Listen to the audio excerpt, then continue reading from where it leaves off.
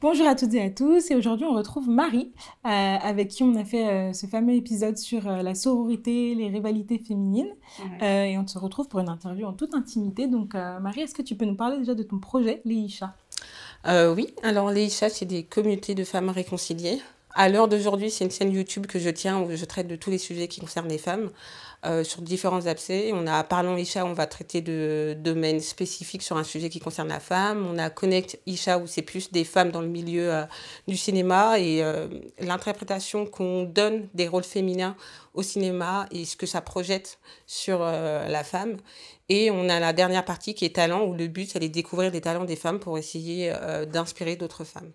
Là, aujourd'hui, c'est une chaîne YouTube, mais plus tard, le but, c'est que ça devienne un bâtiment où on pourra recueillir et accueillir des femmes, où on pourra avoir des sujets de discussion sur des sujets tabous. C'est d'où le fait que j'ai créé Lisha. À ma conversion, j'ai vu que dans mon église, il y avait certains sujets qui concernaient les femmes qui n'étaient pas traités. Et du coup, j'ai eu cette pensée de créer Lisha pour pouvoir accueillir d'autres femmes et parler des sujets qui ne sont pas souvent abordés.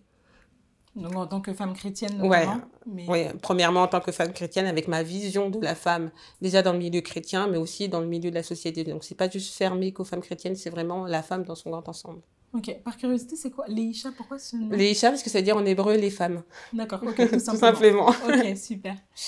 Donc du coup, pendant notre interview avec Delphine, on a beaucoup parlé de rivalité. Tu as parlé Ouais, notamment de la relation qu'on a pu créer entre toi et ta sœur, du fait exactement, de ouais. vous comparer. Aujourd'hui, déjà, votre relation, elle est ok? Ah oui, oui, parfaitement. Là, aujourd'hui, je m'entends très bien avec ma sœur et je pense que la base, c'est la communication que j'ai eue avec elle.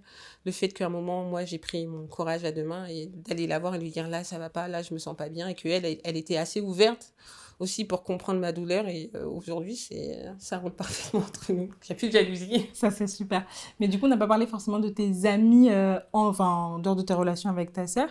Avec tes amis, comment ça se passe déjà vos relations? Et est-ce que tu aurais une idée de sororité aboutie? Ça serait quoi une relation amicale idéale pour toi? Pour moi, la sororité amicale aboutie, c'est une complicité où on est naturel avec l'autre. Une totale transparence où j'ai pas peur d'aborder certains sujets, j'ai pas peur de donner mon avis, d'être vulnérable. C'est ce qu'on parlait tout à l'heure, mais pour moi, c'est une communication vraie, sincère et sans tabou et sans peur. Ok. Pour moi, c'est ça une sororité aboutie. Quand tu sais que la personne qui est en face de toi, t'as pas peur d'exprimer tes sentiments, de lui dire certaines choses, pour moi, c'est le parfait équilibre parce qu'il n'y a plus aucune frontière qui vous empêche de vous comprendre et et d'avoir confiance en toi aussi. Mhm. T'as ça aujourd'hui avec tes amis? Ah ouais, totalement. Ouais, totalement. Les amis que j'ai autour de moi, je sais que c'est des sœurs. Et oui, c'est même plus mes amis, hein. Pour de vrai, c'est vraiment mes sœurs. Je sais que si ça va pas, je peux leur parler de ce sujet-là et j'aurais pas peur qu'elles me jugent. Il y a plus de cette notion de jalousie parce qu'entre-temps aussi, on a grandi et moi, j'ai acquis en maturité et en confiance en moi qui fait que j'ai plus cette barrière d'avoir peur ou de la jalousie. Mais j'ai vraiment cette confiance et ce lien, en fait. C'est ça un peu la sororité, c'est qu'il y a un lien qui ne se voit pas entre nous et qui nous lie et qui fait que maintenant on ne forme un peu que un. Moi, mes sœurs, c'est une partie de moi aujourd'hui. Ah, c'est super beau.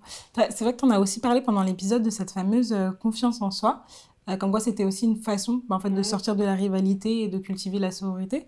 Toi, comment t'as fait pour construire ta confiance en toi? Moi, c'est passé d'abord, premièrement, par ma sœur. C'est ma sœur qui m'a beaucoup boostée en me disant affirme-toi un peu plus. J'étais très en retrait, j'avais peur d'exposer mes idées, d'où le fait de se sentir en confiance pour pouvoir parler de ses sentiments. Moi, j'avais un peu peur qu'on me juge. Parce que j'étais jalouse, parce que j'avais ci.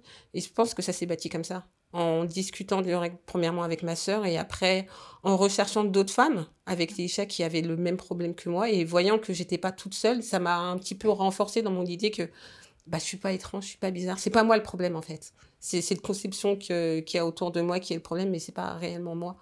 Donc je pense que c'est en dialoguant avec d'autres femmes de mon âge et un peu plus mature aussi pour avoir une autre opinion qui a fait que j'ai gagné en confiance et moi-même après de me dire ne pense plus comme ça, changer aussi sa façon de penser. Et après, je vais pas mentir, il y a une grande part religieuse vu que je suis croyante qui m'a aussi beaucoup aidé à construire ce manque de confiance que j'avais dans le passé. Hmm, top.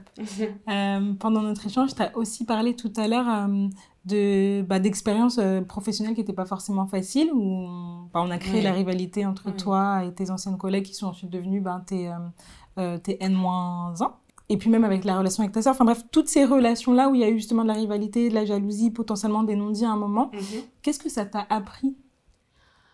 Bah, sincèrement, c'est le manque de communication. En fait, ça m'a appris que ce que moi je ressentais, elle aussi pouvait le ressentir d'une autre manière. Donc là où moi je ressentais de la jalousie, bah, peut-être aussi elle le ressentait. Il suffisait juste de communiquer. Et là, je l'ai appris maintenant avec le recul, mes expériences personnelles et professionnelles. Je me dis qu'en fait, tout est une question de communication. Quand on est sincère envers l'autre, quand on communique envers l'autre, c'est tellement plus facile, ça nous fait tomber toutes les barrières. Et là, on peut avoir que en fait, la personne en face de nous, elle avait les mêmes problèmes que nous, mais il suffisait simplement d'en parler pour les briser. Donc c'est ça, c'est vraiment... maintenant, j'axe beaucoup sur la communication et prendre en compte aussi les sentiments de l'autre. Aussi. Moi je suis quelqu'un d'émotionnel et je m'appuie sur ça aussi pour créer mes relations et j'essaie de me montrer le plus vrai possible devant une personne pour qu'elle aussi elle se dise bon ok je peux m'ouvrir à elle, je peux communiquer avec elle, je sens qu'il y a pas qu'il y aura pas de problème, ça sera fluide. Et là en fait on est dans une situation de paix et une situation où on se sent à l'aise de communiquer. Donc moi je pense que tout est une question de communication. Et de créer du coup un espace qui est assez Ouais, safe ouais, voilà, c'est ça, c'est le but aussi des lycéens, d'avoir un endroit où les femmes, elles peuvent se dire, là, je peux dire ça, je me sens en sécurité, je sais que là, on va m'écouter. Ça aussi, c'est un gros problème, c'est que parfois, on dit souvent, ouais, on m'entend, mais on m'écoute pas. Et là, c'est un espace où vraiment, les femmes sont écoutées, sont entendues, sont respectées, et sont mises en valeur. Et c'est un petit peu aussi ça. Et ça, je le reproduis dans mes schémas professionnels. Qu'il y ait une fille qui vient d'arriver, je fais en sorte qu'elle se sente à l'aise, inclus dans mon équipe et que sa voix aussi compte parce qu'il y a beaucoup de femmes aussi qui ont l'impression que leur voix ne compte pas. On a toute une histoire différente et notre voix compte. Ce qu'on peut ramener sur la table, comme on dit souvent, ça compte aussi. Donc, s'exprimer, ouvrez-vous, exprimez-vous. C'est top, tu fais une belle transition. Je demandais, est-ce que tu aurais justement un dernier petit mot pour toutes les personnes qui nous regardent? Ouais.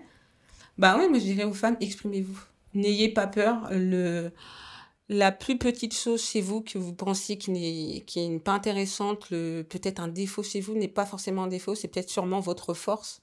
N'ayez pas peur de vous exprimer, de vous ouvrir, de vous sentir vulnérable. Parce que à la fin, quand on s'ouvre, on se rend compte qu'en fait, non, ce qu'on voyait dans nos têtes est beaucoup plus grand. Ce qui est réellement, ce problème qu'on voyait en nous, en fait, c'est pas véritablement un problème. En fait, c'est peut-être ma plus grande force.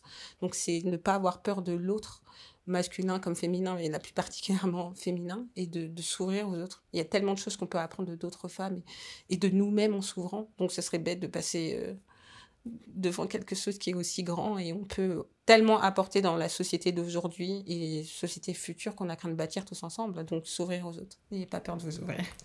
Merci beaucoup Marie, c'était un plaisir du coup de discuter de ce sujet-là avec toi et merci pour ce que tu fais pour les femmes. Tu plantes une belle graine de sororité justement dans notre monde et ça fait vraiment du bien. Et vraiment, voilà, merci beaucoup. Merci à vous toutes et vous tous qui nous avez regardés aujourd'hui et à très très vite.